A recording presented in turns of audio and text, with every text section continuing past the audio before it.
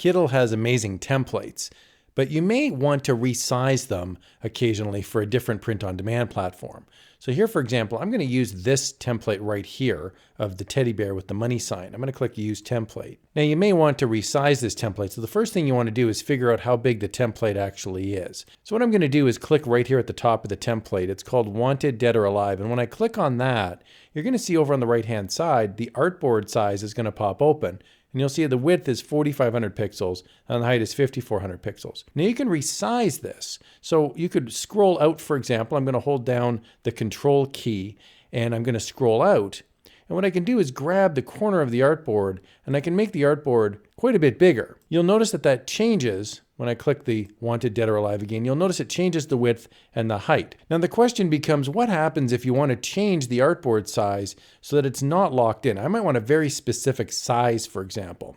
So if I, for example, wanted a displate size, so the width would be 2,900, when I click on the width, you'll notice it changes the width, but it doesn't change the image. Here with the height, I can change this now to 4,060, which is the standard height of a displate, but you'll notice the image now is huge. It's much larger than the actual artboard. So what do? I want to resize this to fit inside of the artboard. So what you want to do is hit Control A, and Control A highlights everything. Now you won't be able to see everything because it's larger than the artboard, but that's okay. I have everything selected, including the artboard.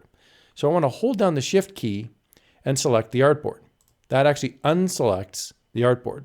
So now I have all of my image selected independent of the artboard. And I can move now to the lower right-hand side and I can resize this to whatever dimensions I want.